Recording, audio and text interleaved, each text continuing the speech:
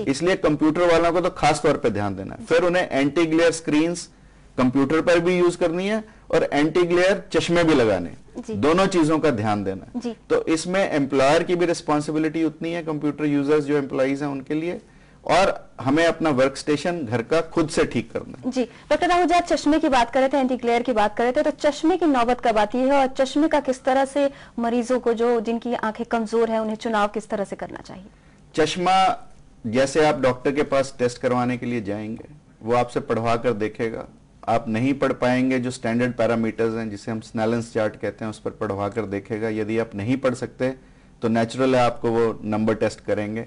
Number test करने के कई तरीके हो सकते हैं, एक ऑटो रिफ्रैक्टर भी आजकल हैं, कंप्यूटराइज टेस्टिंग जिसे हम बोलते हैं, और अक्सर लोग कंप्यूटराइज टेस्टिंग करा के नंबर बनवा लेते हैं, जो मेरा मानना बिल्कुल गलत है। कंप्यूटर्स एक हेल्प है डॉक्टर्स के लिए, एक नंबर की शुरुआत करने के लिए। जो कंप्यूटर से नंबर आए उसकी ऑप्शंस फिर सब्जेक्टिवली हमें टेस्ट करनी चाहिए, मरीज के ऊपर लगाकर चेक करके फिर देखना चाहिए और फिर नंबर देना चाहिए। और जब हम तय कर लेते हैं कि नंबर देना है, फिर अब हमें यह देखना है कि हमें चश्मा कौन सा बनवाना चाहिए और कैसा बनवाना चाहिए। हर उम्र के लिहाज से, हर फेस के लिहाज से अलग अलग तरह के चश्मे उपलब्ध हैं। उसमें 2-3 बातों का ध्यान रखना है। जब हम चश्मा बनवाएं तो चश्मे के बारे में नॉर्मली कहा जाता है कि यह आपका 20 से 30% फेस को कवर करे। आजकल आप देखेंगे बहुत छोटे छोटे चश्मे लड़के लड़कियां बनवाते हैं।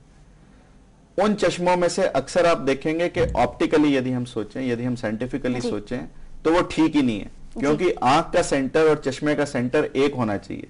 आंख और चश्मे का सेंटर उनका एक होता नहीं है। बच्चों में तो खास तौर पर बच्चे ऊपर से देखते हैं तो उसका कोई फायदा ही नहीं होता चश्मे का। इसलिए चश्मा अपने फेस के हिसाब से, अपने आंखों के हिसाब से, और सबसे जरूरी चीज है हम उसमें बोलते हैं इंटरप्यूपिलरी डिस्टेंस, 2 आंखों का जो आपस में डिस्टेंस है वो, और जो चश्मे का ऊपर का हिस्सा है वो हमारी आईब्रो के साथ आना चाहिए, ना तो इससे ज्यादा ऊपर जाए ना इससे ज्यादा नीचे आए। उस हिसाब से हम चश्मे का साइज देखते हैं।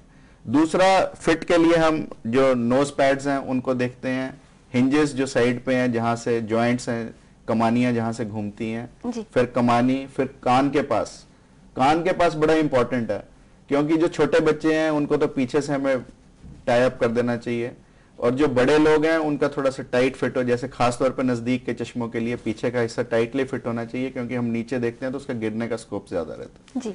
तो इसलिए चश्मा हर फेस के हिसाब से, फेस के रंग के हिसाब से, फिटिंग के हिसाब से हमें लेना चाहिए, और वो 2-4 चश्मे जब हम जाते हैं तो ऑप्टिशियन हमें दिखाता है तो उसमें से हम चूज कर सकते हैं। जी डॉक्टर आहूजा, चश्मा किस तरह का और होना चाहिए, किस तरह के फ्रेम होने चाहिए, इस बारे में हमारी बातचीत जारी रहेगी। फिलहाल वक्त हुआ एक और छोटे से ब्रेक का, आप बने रहिए हमारे साथ। ब्रेक के बाद एक बार फिर से आप सभी का स्वागत है। डॉक्टर आहूजा, हम बात कर रहे थे चश्मे की, तो आजकल फैशन में भी लोग 0 नंबर के चश्मे पहनते हैं, तो इससे क्या आंखों पर कोई प्रभाव पड़ता है? नहीं, इसका आंखों पर कोई बुरा असर नहीं है। अगर वो एंटी रिफ्लेक्टिव कोटिंग के 0 नंबर के ग्लासेस हैं तो वो रादर आंखों के लिए अच्छे हैं, इसलिए पहनने में कोई हर्ज नहीं है। और मैं तो ये मानता हूं कि चश्मों में टेंट जरूर होना चाहिए। अगर टेंट होगा तो वो कहीं ना कहीं हमारी यूवी लाइट को प्रोटेक्ट करेगा, और यूवी लाइट प्रोटेक्शन के लिए आजकल गॉगल्स भी अवेलेबल हैं। लोग धूप के चश्मे खरीदते हैं, धूप के चश्मों का फैशन भी है, पर मेरा मानना है कि धूप का चश्मा केवल धूप का चश्मा नहीं है। हमारे जैसे हिंदुस्तान है, पाकिस्तान है, श्रीलंका है, बांग्लादेश है, इन सब देशों में अल्ट्रावायलेट रेज आपने पढ़ा होगा आजकल एटमॉस्फेयर में बहुत ज्यादा है, क्योंकि एनवायरमेंट प्रोटेक्शन में भी आपने देखा होगा ओजोन लेयर हमारी डिप्लीट हो रही है। ओजोन लेयर जब एटमॉस्फेयर से डिप्लीट होगी तो अल्ट्रावायलेट रेज यहाँ पर ज्यादा आएंगी, और अल्ट्रावायलेट रेज हमारी आंखों के लिए नुकसानदायक है। न केवल ये आंखों के लिए बाहरी तौर पर हार्मफुल हैं, ये हमारे आंखों के अंदर मोतिया बनाती हैं, आंखों के मैकुला को, जो हमारा देखने की सबसे बड़ी चीज है, उसको भी नुकसान करती हैं। इसलिए यूवी प्रोटेक्टिंग गॉगल्स हमें जरूर लगाने चाहिए, और ज्यादातर लोग धूप के चश्मों को धूप के लिए सोचते हैं। मेरा यह मानना है कि जो बारिश का मौसम है, सर्दियों का मौसम है, इन दिनों में ज्यादा यूवी लाइट होती है, इन दिनों में भी पहनने चाहिए। मिथ ये है कि धूप है, नहीं जी। अगर सर्दियों का मौसम है तब भी पहनने चाहिए, बरसात के मौसम में पहनने चाहिए, आप पहाड़ों पर जाएं तब पहनने चाहिए, आप सी में जाएं तब पहनने चाहिए, आप स्नो स्पोर्ट्स में हैं तब पहनने चाहिए, क्योंकि यहां पर यूवी और ज्यादा आती है, डायरेक्ट रिफ्लेक्ट होके आती है। तो इसलिए गॉगल्स जरूर लगाने चाहिए मेरे हिसाब से, पूरा साल भी लगाएं तो कोई हर्ज नहीं है। और उनके ऊपर आजकल लिखा होता है यूवी, उस पर मार्किंग होती है, जैसे Z 80.3 96, तो उसमें होता है कि यूवी 90% अब्जॉर्बिंग है, 96% यूवी बी अब्जॉर्बिंग है, इस तरह के 100% के भी आते हैं जो 100% यूवी को अब्जॉर्ब करते हैं। कॉस्ट फैक्टर बदलता चला जाता है। पर मैं एक मोटा सा हिसाब आपको बता देता हूं कि जब आप गॉगल्स खरीदने जाएं जी, कौन सा गॉगल आप, अगर कोई लोग देसी भी खरीदते हैं, सस्ते वाला भी खरीदते हैं, हर कोई महंगे वाले अफोर्ड नहीं कर सकता, तो वो जब गॉगल खरीदें, गॉगल लगा के देखें और जो सामने शीशा दुकानदार के पास है उस शीशे में देखें, यदि उनको उसमें अपनी आंख नजर आती है तो वो कम प्रोटेक्टिव है, और अगर आंख नहीं नजर आती तो वो ज्यादा प्रोटेक्टिव है। ये मैं उन चश्मों के बारे में बता रहा हूं जिन पर कोई मार्किंग नहीं है यूवी की। अन्यथा यूवी मार्क्ड चश्मे, चाहे आपको पूरी आंख दिखाई दे, कोई फर्क नहीं पड़ता।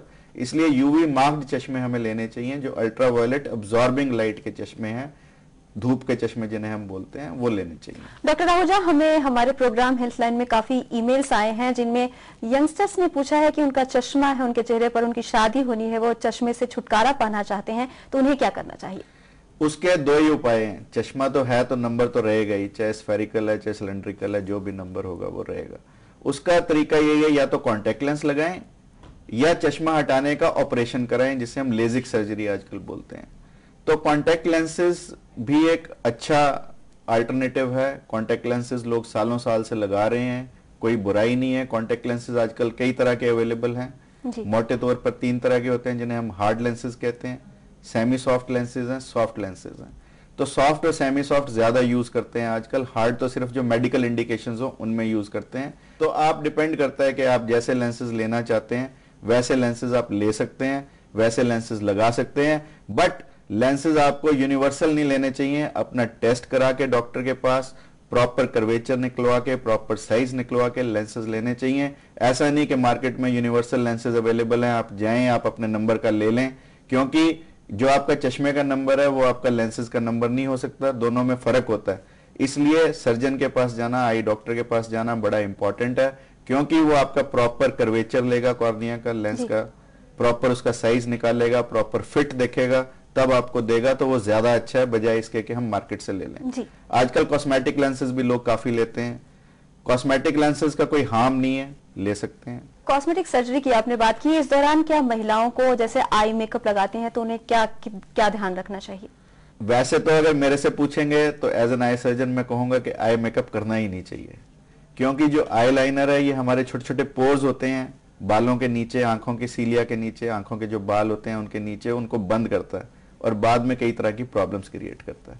पर यदि लगाना ही है तो जिन्होंने सर्जरी करवा ली है उनका तो कोई हार्म ही नहीं है, वो लगा लें। पर जो कॉन्टेक्ट लेंस वाले हैं वो कॉन्टेक्ट लेंस लगाकर लगाएं तो ज्यादा अच्छा है जी, क्योंकि लगाने से पहले लगाएंगे तो उसका कोई ना कोई कर्ण या उसका कलर लेंस के साथ जा सकता है जो बाद में इरिटेट कर सकता है। और लगाने की तरफ ध्यान देंगे, पेंसिल का जो आई पेंसिल है या जो भी लाइनर है उसका एज शार्प ना हो, आंखों को कोई डैमेज ना करे, तो इसलिए उनको लगा सकते हैं। परंतु मेरे हिसाब से अगर पूछेंगे तो बिल्कुल डॉक्टर आहूजा, जो लेंस लगाते हैं कॉन्टेक्ट लेंस, उनको किन किन बातों का ध्यान रखना चाहिए? जो कॉन्टेक्ट लेंस लगाते हैं उन्हें यह ध्यान देना चाहिए कि एक तो पहले उन्हें पूरी ट्रेनिंग ले लेनी चाहिए, लेंस को लगाने की, लेंस को उतारने की, लेंस को संभालने की। और कई बार क्या होता है, मैं कुछ चीजें बता देता हूं आपको जो नॉर्मल रोजमर्रा की जिंदगी में देखने को मिलती हैं। जो लोग लेंसेज लगाते हैं कहीं पर ट्रैवल कर रहे हैं तो अपना हो सकता है सोल्यूशन भूल जाएं। जी, सोल्यूशन भूल जाएं तो उसका हल ये है कि थोड़ी देर आंखों को बंद करके रखें, तो वो प्रॉपर हाइड्रेशन दोबारा से लेंस का हो जाता है। जी, कई लोग मैंने देखा है कि जब लेंस लेके जाते हैं अगले दिन होटल में या जहां भी रुके होते हैं, फिर वो नॉर्मल पानी से जब सोल्यूशन है तो वो कर लेते हैं। ऐसा बिल्कुल नहीं करना चाहिए। इससे अच्छा तो ये है कि रात भर लेंस को उतारें ही ना, लेंस को लगे लगाए सो जाएं। एक दिन में आंख में अगर लेंस रात को रह भी जाए तो कोई नुकसान नहीं देता, पर पानी से धोने का नुकसान ज्यादा है। इसलिए अगर आप अपना सोल्यूशन भूल गए हैं और आपको एक ही रात बाहर निकालनी है और उस समय सोल्यूशन उपलब्ध नहीं है तो आप रात को लगे लगाए सो जाएं। सिर्फ ध्यान दें कि आंख आपकी मली ना जाए, सोते हुए ज्यादा जोर से आप मल ना। दूसरा, मैंने देखा है कि लोग अपना केस भूल जाते हैं तो भी लेंस लगा ही रहने देना चाहिए। तीसरा, लोग इन लेंसेज को क्लीन नहीं करते प्रॉपर। जैसे मान लो आपको 15 दिन बीत गए तो इन लेंसेज पे डिपॉजिट्स आ जाते हैं। उन डिपॉजिट्स के लिए टेबलेट्स आती हैं, वो टेबलेट डाल देनी चाहिए लेंस में। फिर इनका स्टीमिंग और स्टरलाइजेशन हम बोलते हैं कि लेंसेज को स्टरलाइज जरूर करें हर 15 दिन के उस पे। पर डिस्पोजेबल वाले को कोई जरूरत नहीं है। जो 6 महीने या एनुअल वाले लेते हैं उनके लिए ये प्रिकॉशन जरूरी हैं। उनको कॉन्टेक्ट लेंसेज का ध्यान से उपयोग करना चाहिए। कॉन्टेक्ट लेंसेज जितने यूजफुल हैं उतने हार्मफुल भी हैं यदि हम ध्यान ना दें। मान लो मेरे हाथ ही गंदे हैं और मैं कॉन्टेक्ट लेंस लगाता हूं तो नेचुरल इन्फेक्शन मेरी आंखों में जाएगा। तो इसलिए जरूरी है कि मैं प्रॉपर हाइजीन समझ लूं, सीख लूं और फिर हाइजेनिकली तरीके से अगर मैं कॉन्टेक्ट लेंसेज को यूज करता हूं तो कॉन्टेक्ट लेंसेज का कोई नुकसान नहीं है। अगर सर्जरी कराकर लेंस को लगाया जाए तो उसमें कितना खर्चा आता है? सर्जरी कराकर लेंस तो सिर्फ मोतिया के केसेस में होता है जी। जो चश्मा उतारने का है फिर उसमें लेंस लगाने की जरूरत नहीं पड़ती। उसमें तो कॉर्निया का हम जो कर्वेचर है उसको बदल देते हैं लेजिक से। लेजर मशीन होती है उससे बदल देते हैं कर्वेचर को, उसी से ठीक हो जाता है। पर इसमें भी 2-3 सावधानियां जो बहुत जरूरी हैं। एक तो 18 साल से कम उम्र में ये करवाना नहीं चाहिए। पहली बात, जो आंखों का उतरवाने का चश्मा है 18 साल की उम्र से पहले बिल्कुल नहीं। दूसरा, कम से कम 3 साल तक आपका नंबर ना बदलाओ। तीसरा, उनका रेटिना बिल्कुल ठीक हो। कई लोग ज्यादा उनका रेटिना खराब है सर्जरी करा लेते हैं और अल्टीमेटली उनको कोई लाभ नहीं होता। इसलिए हमें ध्यान देना है कि सर्जरी ठीक समय पर कराएं, ठीक एज में कराएं, ठीक सेंटर से कराएं तो हमें लाभ दे सकते हैं। जी, जाते जाते आप दर्शकों को आंखों की सलाह की, उनकी रोशनी जो कम ना हो, आंखों की कमजोरी की समस्या ना हो, उन्हें कोई सलाह देना चाहेंगे कि उन्हें किस तरह से खाना चाहिए, किस तरह से ध्यान देना चाहिए? बिल्कुल। एक तो आंखों के खाने के लिए जो हम भोजन प्रिस्क्राइब करते हैं जिनमें विटामिन ए की अधिक मात्रा हो, जिनमें एंटीऑक्सीडेंट्स ज्यादा हो। ज्यादातर जैसे गाजर है, गाजर के जूस में विटामिन ए बहुत होता है। गाजर का जूस, कच्ची गाजर खाएं तो सबसे अच्छा, नहीं तो गाजर का जूस लें।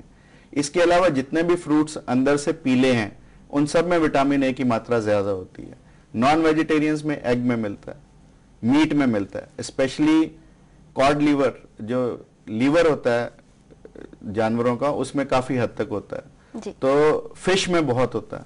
और इसके अलावा एंटीऑक्सीडेंट्स मार्केट में अवेलेबल हैं, काफी तरह की टेबलेट कैप्सूल्स, वो खा सकते हैं ताकि आंखें हमारी स्वस्थ रहें। जी, डॉक्टर आहूजा, आप हमारे स्टूडियो में आए, कमजोर आंखों की समस्या के बारे में बातचीत की, आपका बहुत बहुत धन्यवाद। धन्यवाद।